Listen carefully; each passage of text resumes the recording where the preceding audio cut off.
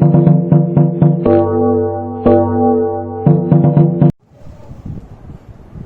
વિદ્યાર્થી મિત્રો, ધોરણ નંબર 8 ની અંદર આપણું સાયન્સ ચાલી રહ્યું છે અને એમાં કોલસો અને પેટ્રોલિયમ નામનું જે ચેપ્ટર છે 5મા નંબરનું, એમાં આપણે શુંની ચર્ચા કરી હતી એ યાદ કરો. તો આપણે પુનઃપ્રાપ્ય સંસાધનો અને પુનઃ અપ્રાપ્ય કુદરતી સંસાધનો જોયા છે, બરોબર છે. અને પછી અશ્મિ બળતણ વિશે ભણ્યા હતા અને અશ્મિ બળતણની કાર્બોનાઇઝેશનની પ્રક્રિયા જોઈ હતી અને કોલસોનું ઉત્પાદન જોયું હતું કે કોલસો જમીનમાં કેવી રીતે વૃક્ષો જમીનમાં દટાય છે અને પછી એમાંથી કોલસો બની જાય છે, બરોબર છે. લાખો વર્ષો પછીની ધીમા રૂપાંતરણની પ્રક્રિયા છે. અને એના પછી આપણે શું જોયું હતું તો કે કોલસાના 3 રૂપો જોયા હતા, કોક, કોલટાર અને કોલગેસ, બરોબર છે. અને એ 3ના ગુણધર્મો અને ઉપયોગો જોયા હતા. આજે આપણે જોવાના છે પેટ્રોલિયમ પેદાશ. શું જોવાના છે? પેટ્રોલિયમ એટલે શું? પેટ્રોલિયમ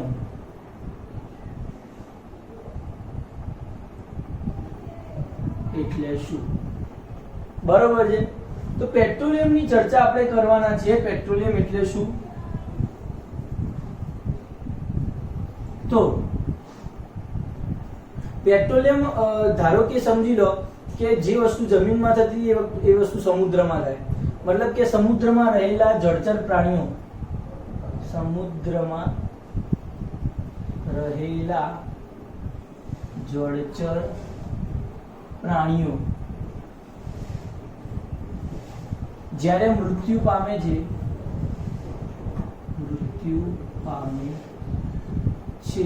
ત્યારે સમુદ્રના તળિયે એકઠા થાય છે. ત્યારે સમુદ્રના તળિયે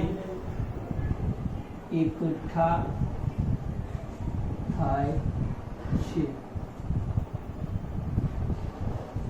તેમના, આપણે આગળ લખીએ ત્યારે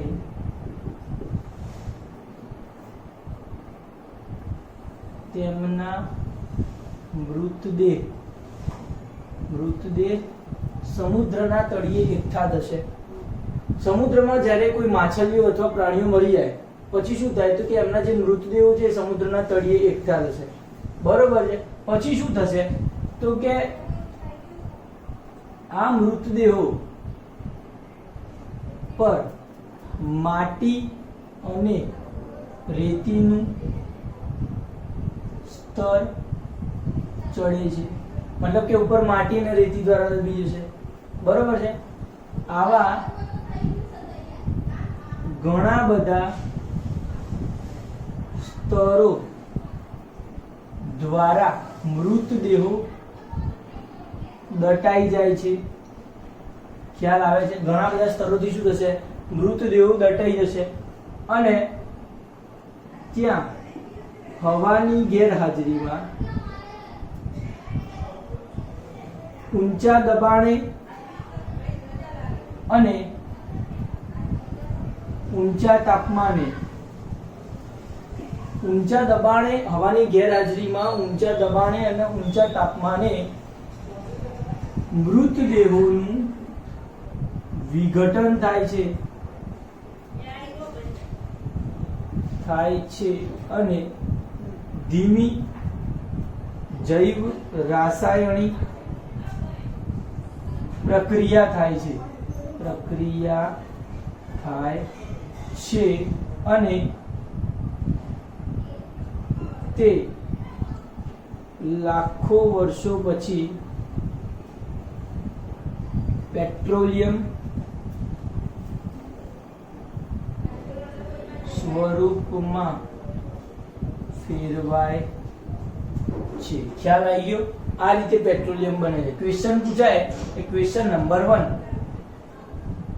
પેટ્રોલિયમ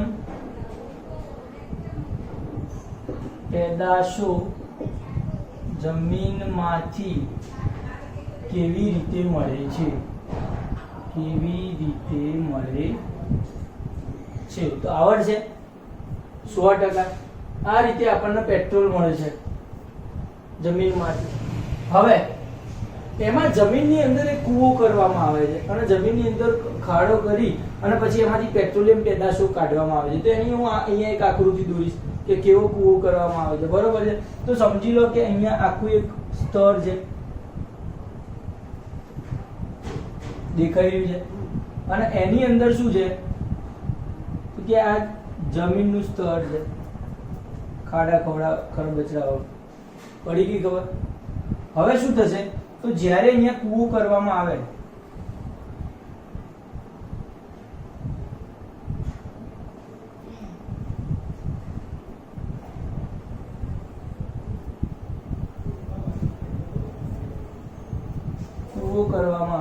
ખાડો ખોદવામાં આવે, અહીંયા શું હોય તો કે અપ્રવેશશીલ ખડક, મજબૂત ખડક હોય ત્યાં, મતલબ કે ત્યાં ખાડો ના ખોદાયો હોય એટલે અહીંયા ખાડો ખોદેલો છે. પછી શું થશે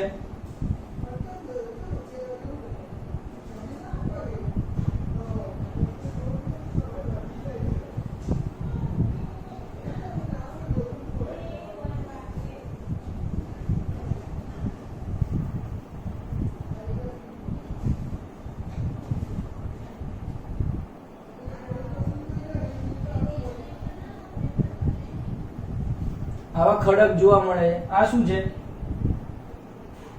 ખડક, ભૂસ્તરીય ખડક એવું લખું, ભૂસ્તરીય ખડક, બરોબર છે.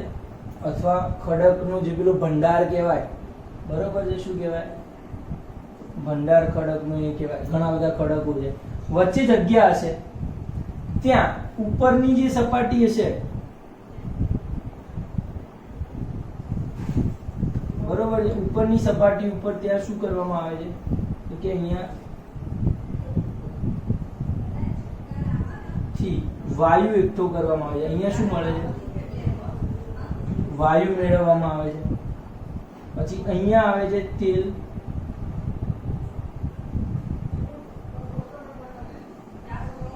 અને નીચે મળે છે એના ઉપર પાણી. ખ્યાલ આવી ગયું, બરોબર વાત છે. એટલે આ રીતે આપણને પેટ્રોલિયમ પેદાશો જમીનમાંથી મળે છે. અહીંયા સૌથી ઉપરની સપાટી જે છે એ ઉપરની સપાટી પર આપણને વાયુ મળશે, પછી એની નીચે તેલ મળશે, તેલની નીચે પાણી મળે. હવે વાયુ જે ઉપર આકૃતિ તમને યાદ આવી જોઈએ અને આવી તમારે દોરવી પડશે, બરોબર છે. જો તમારે આકૃતિ પૂછાય તમારે આ રીતની આકૃતિ રચવી પડે.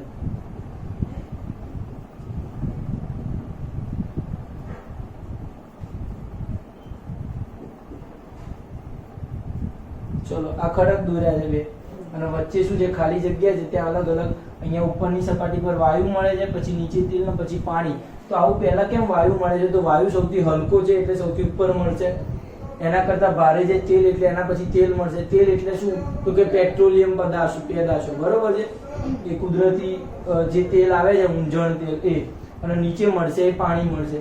ખ્યાલ આવી ગયો. એટલે જ્યાં દટાયેલા હોય આ સમુદ્રના જળચર પ્રાણીઓ ત્યાં આપણને આ રીતનું વાયુ તેલ ને એવું બધું મળી આવે છે. આના આપણે કહીએ છીએ પેટ્રોલિયમ પેદાશો. મળે છે આ રીતે પેટ્રોલિયમ મળે છે. એટલે વનસ્પતિ જે છે એ દટાઈ જાય તો આપણને કોલસો મળતો હતો, એમ અહીંયા આ રીતના સમુદ્રના પ્રાણીઓ જ્યારે દટાઈ જાય છે ત્યારે આપણને પેટ્રોલિયમ પેદાશ મળે છે, બરોબર છે. તો હવે આ પેટ્રોલિયમ જે પેદાશ છે એ અત્યાર સુધીમાં ક્યાં ક્યાં અને કેવી રીતે પ્રાપ્ત થઈ છે એ જોઈએ. તો સૌથી પહેલા અમેરિકાના પેન્સિલ્વેનિયામાં, બરોબર છે, પેન્સિલ્વેનિયામાં 1859માં સૌ પ્રથમ પેટ્રોલિયમ કૂવો ખોદવામાં આવ્યો. પેટ્રોલિયમ કૂવો ખોદવામાં આવ્યો રહેશે યાર, ક્યાં પેટ્રોલિયમના પેન્સિલ્વેનિયામાં. પછી એના 8 વર્ષ પછી 67માં અસમ રાજ્ય આપણા ભારતનું, અસમ રાજ્યમાં એટલે અસમમાં કૂવો ખોદવામાં આવ્યો એવું કહી શકાય. કેટલા વર્ષ પછી 8 વર્ષ પછી અસમમાં એના પછી કૂવો ખોદવામાં આવે છે, એટલે યાદ રહેવું જોઈએ, બરોબર છે. અસમનો જે પ્રદેશ હતો માકુમ પ્રદેશ હતો, ક્યાં અસમના માકુમમાં કૂવો ખોદવામાં આવ્યો. 1859 માં 1867 માં અસમના માકુમમાં કૂવો ખોદાયો છે. તો આ રીતે પેટ્રોલિયમ આપણને પેદાશ મળે, તમને યાદ રહેવું જોઈએ. આની ટૂંકમાં પૂછાય છે પેટ્રોલિયમ પેદાશ જમીનમાંથી કેવી રીતે મળે છે, તો પેટ્રોલિયમ કેવી રીતે મેળવવામાં આવે છે, તમારે આ લખવું પડે, ફાવશે. અને એની આકૃતિ દોરવાની હોય તો આ રીતની દોરવાની. અને હવે જોવાના છે પેટ્રોલિયમ પેદાશ કેવી હોય, બરોબર છે, એના ગુણધર્મો જોઈએ આપણે.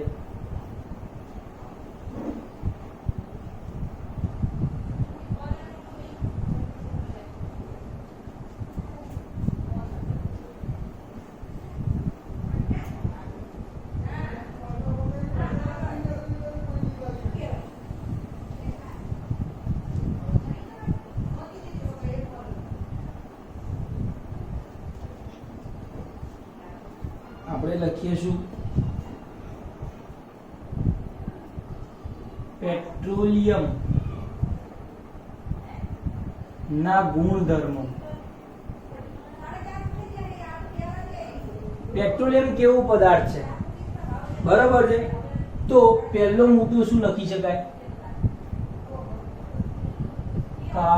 કાળા રંગનું ઘટ પ્રવાહી છે, ખ્યાલ આવશે. બીજા નંબરમાં અણગમતી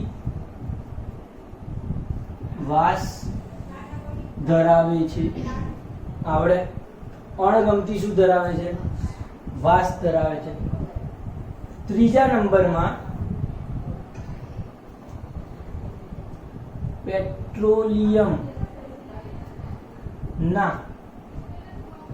પેટ્રોલિયમ માંથી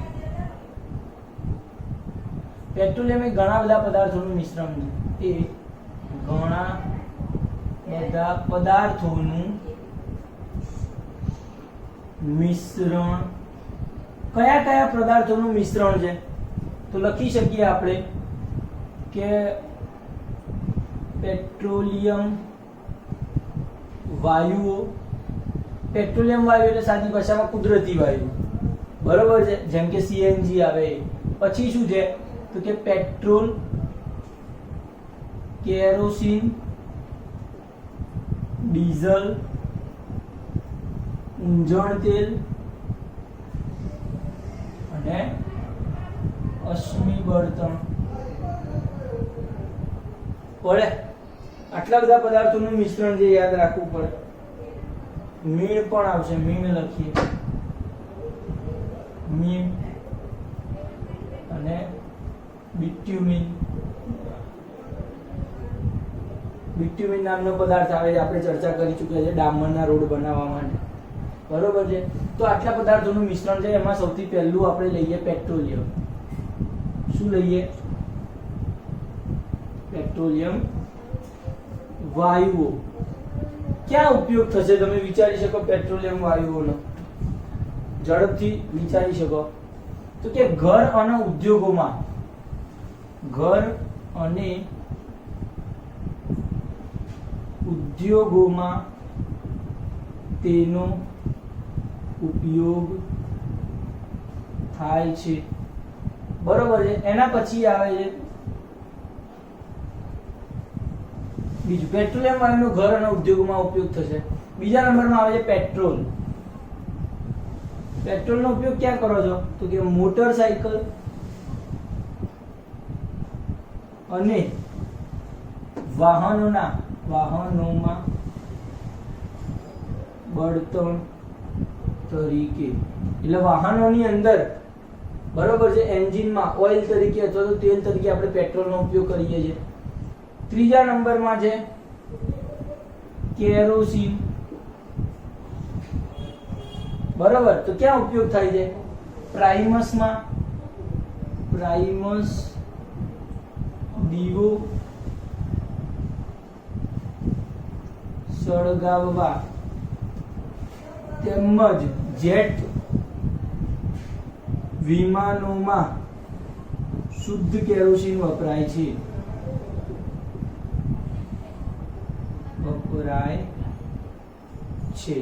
બરોબર છે. ચોથા નંબરની વાત ડીઝલ. ડીઝલ ક્યાં વપરાય છે? તો કે ભારે વાહનોમાં, ભારે વાહનો મતલબ કે બસ, ટ્રક વગેરે, અને ડીઝલ એન્જિન, પાણીના પંપ વગેરેમાં ઊંજણ તરીકે ડીઝલ વપરાય છે. બરોબર છે. મતલબ કે તમે જનરેટર લાવો છો તો જનરેટરમાં પણ ડીઝલ એન્જિન આવે છે એટલે ત્યાં ડીઝલ વપરાશે. બરોબર છે. આપણે જે લાઇટ ઉત્પન્ન કરવા માટે નવરાત્રીમાં અથવા તો લગ્નમાં જે જનરેટર લાવવામાં આવે છે એમાં ડીઝલ એન્જિન આવે છે અને ડીઝલ વાપરવામાં આવે છે. 5મા નંબરમાં છે ડીઝલ, પછી ઊંજણ તેલ. ઊંજણ તેલ તો કારખાનાઓમાં ઊંજવા માટે મતલબ કે બળતણ તરીકે એનો ઉપયોગ કરવા માટે. બરોબર છે. 6થા નંબરમાં છે મીણ, પેરાફિન મીણ. પેરાફિન મીણ, મીણનો ઉપયોગ ક્યાં થાય?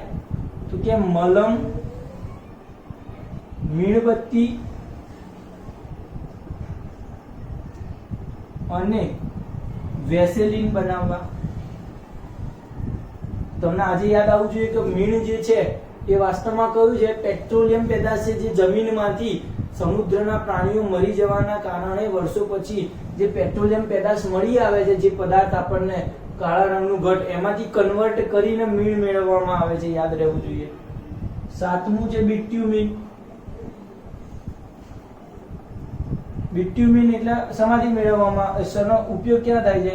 તો કે ડામરના રોડને સમતલ કરવા માટે છેવટે બિટ્યુમિન વપરાય છે. ડામરના રોડને સમતલ કરવા માટે બિટ્યુમિન વપરાય છે. આટલું યાદ આવવું જોઈએ તમને. અલગ અલગ 7 પ્રકારનું જે આપણને પેટ્રોલિયમ મળે છે. મતલબ કે જમીનમાંથી તમને જે કાળા રંગનું ઘટ પ્રવાહી મેં હમણાં આકૃતિ દોરી હતી અને એ આકૃતિમાં તમને શું મળ્યું? તો કે જે વચ્ચે તેલ મળતું હતું અને વાયુ મળતું. તે વાયુ જે છે એ પેટ્રોલિયમ વાયુઓ છે.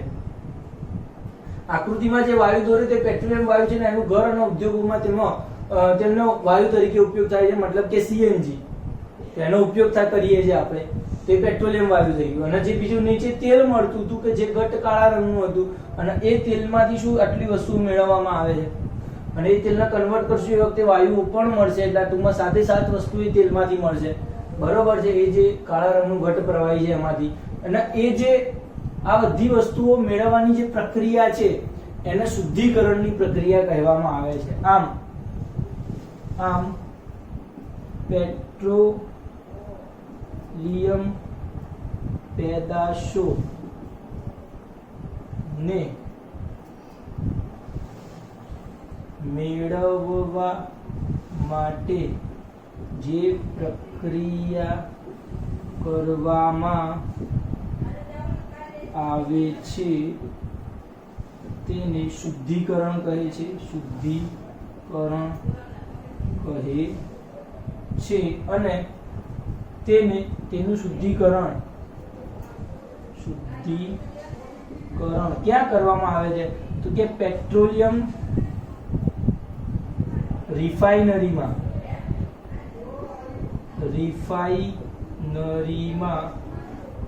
કરવામાં આવે છે. મતલબ કે કાચો માલ જે છે એ પેટ્રોલિયમની રિફાઇનરીમાં શુદ્ધિકરણ કરવામાં આવે છે અને પછી આ બધા પેટ્રોલ મેળવવામાં આવે છે. અને પેટ્રોલિયમ મેળવવાની જે પદ્ધતિ જે છે એને શુદ્ધિકરણ કહીશું. આ બધી વસ્તુ જે મેળવશું એને આપણે શુદ્ધિકરણની પ્રક્રિયા કહીશું. અને શેમાં કરવામાં આવે છે? પેટ્રોલિયમની રિફાઇનરીમાં. મતલબ કે આપણે જામનગરમાં સૌથી મોટી એશિયાની કંપની છે રિલાયન્સ, અને જે પેટ્રોકેમિકલ્સની સૌથી મોટી રિફાઇનરી એશિયાની ત્યાં આવેલી છે. આખા એશિયાની સૌથી મોટી પેટ્રોલિયમ રિફાઇનરી જે છે એ ક્યાં આવેલી છે? જામનગરમાં, આપણા ગુજરાતમાં. બરોબર છે. રિલાયન્સ ફેક્ટરીમાં. યસ. તો એ પણ નોલેજ હોવું જોઈએ આપણને. તો આટલી વસ્તુ એ જામનગરમાં, એટલે શું કરવામાં આવે છે ત્યાં? તો અલગ અલગ દેશો જેમ કે દુબઈ અને ઈરાક, ઈરાન જેવા દેશો છે કે ત્યાં કુદરતી પેટ્રોલિયમ આવું વધારે પ્રમાણમાં મળે છે. ત્યાંથી કાચો માલ એટલે કે કાળા રંગનું પ્રવાહી લાવવામાં આવે છે. પછી અહીંયા આપણા ત્યાં શું છે તો પેટ્રોલિયમ રિફાઇનરીઓ છે, તો એ રિફાઇનરમાં નાખી અને પછી વાયુઓ, પેટ્રોલ, કેરોસીન, ડીઝલ, ઊંજણ તેલ, પેરાફિન અને બિટ્યુમિન જેવા અલગ અલગ પેદાશો આપણે એમાંથી અલગ કરી અને પછી બજારમાં વેચવામાં આવે છે. બરોબર છે, અલગ અલગ પદાર્થો પણ મળે છે આ બધા પદાર્થો એક જ વસ્તુમાંથી. ખ્યાલ આવી ગયો? ચલો એના પછી જોવાના છે આપણે પહેલી વસ્તુ, આ જે મેઇન વસ્તુ ભણ્યા હતા એ પેટ્રોલિયમ વાયુઓ અથવા એને કહીશું કુદરતી વાયુ. બરોબર છે.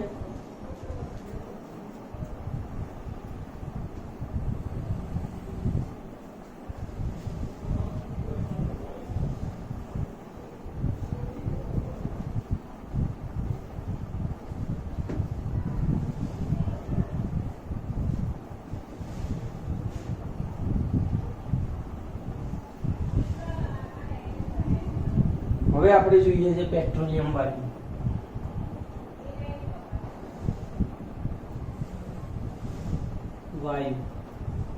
અથવા તો કુદરતી વાયુ. બરોબર છે. પેટ્રોલિયમ વાયુ અથવા તો કુદરતી વાયુ આ વાસ્તવમાં છે શું? ચલો તો એક પ્રકારનું અશ્મિ બળતણ છે. પહેલો મુદ્દો,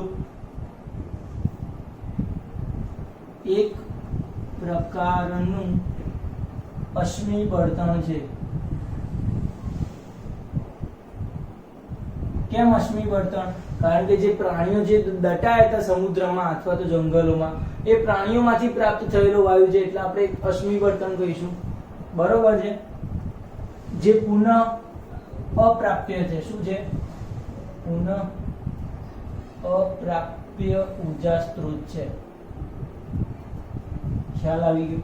બીજો મુદ્દો એ લખાય છે કે પેટ્રોલિયમ વાયુઓને પાઇપલાઇન દ્વારા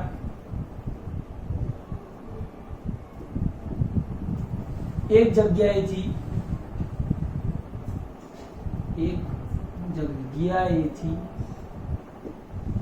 બીજી જગ્યાએ પહોંચાડી શકાય છે. શેના દ્વારા? પાઇપલાઇન દ્વારા એક જગ્યાએથી બીજી જગ્યાએ પહોંચાડી શકાય છે. બરોબર છે. પેટ્રોલિયમ જે વાયુ છે, પેટ્રોલિયમ વાયુમાંથી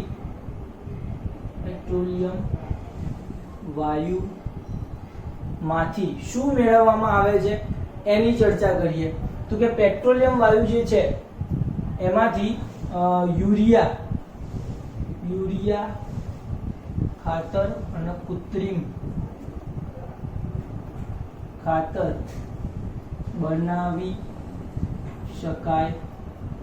પેટ્રોલિયમ વાયુમાંથી મળેલા જે હાઇડ્રોજન, પેટ્રોલિયમ વાયુમાંથી શું દૂર કરવામાં આવે છે? હાઇડ્રોજન અલગ કાઢવામાં આવે છે અને એ હાઇડ્રોજનમાંથી યુરિયા ખાતર અને કૃત્રિમ ખાતર બનાવવામાં આવે છે. બરોબર છે. ક્વેશ્ચન પોઈન્ટ નંબર 4, વિવિધ પ્રાથમિક ઘટકો. પેટ્રોલિયમ વાયુનો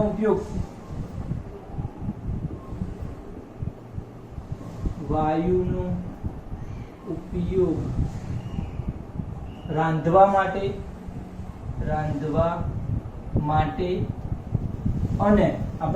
માટે અને ઉદ્યોગોમાં કરવામાં આવે છે. બરોબર છે. 5મા નંબરનો પેટ્રોલિયમ વાયુનો ખાસ મુખ્ય ઉપયોગ શું છે ખબર છે? તો કે સીએનજી. પેટ્રોલિયમ વાયુને ઊંચા દબાણે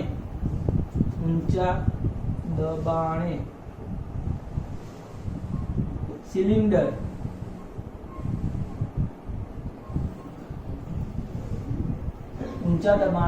પાત્રમાં એકઠો કરવામાં આવે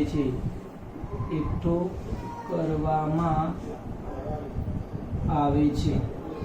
બરોબર છે. તેને સીએનજી કહે છે. એટલે કે કોમ્પ્રેસ્ડ નેચરલ ગેસ. આપણે ચર્ચા કરી ચૂક્યા છે. CNG કોમ્પ્રેસ્ડ નેચરલ ગેસ, જેનો ઉપયોગ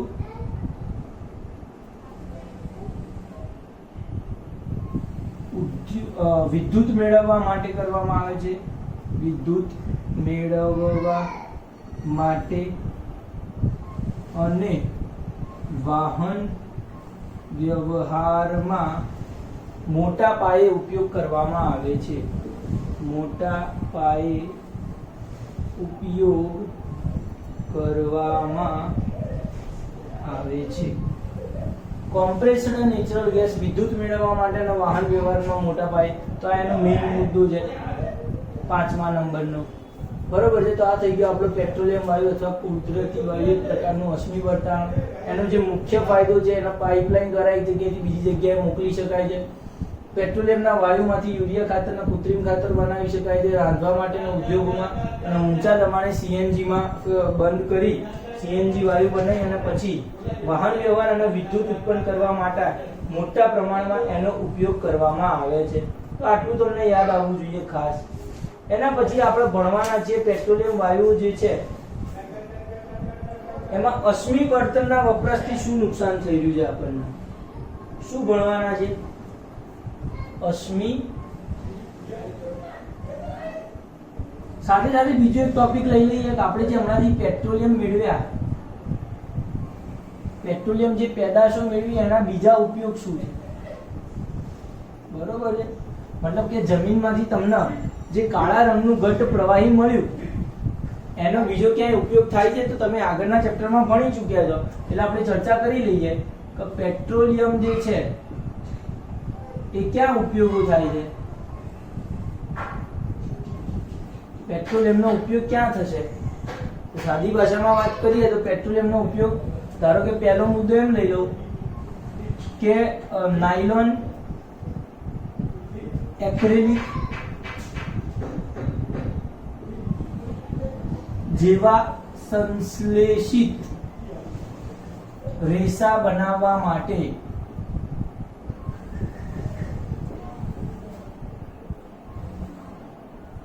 પોલિમર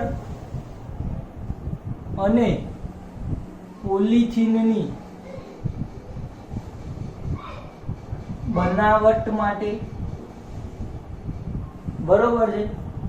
ત્રીજું, યુરિયા અને કૃત્રિમ ખાતર બનાવવા માટે. અને ચોથું, પેટ્રોલિયમ પેદાશો મેળવવા માટે. શું મેળવવા? પેટ્રોલિયમ પેદાશો મેળવવા માટે. પેટ્રોલિયમ પેદાશો એટલે કઈ કઈ?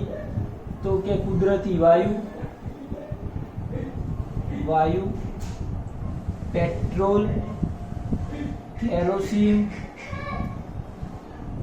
ડીઝલ, ઇંધણ તેલ, મીણ, બિટ્યુમિન વગેરે.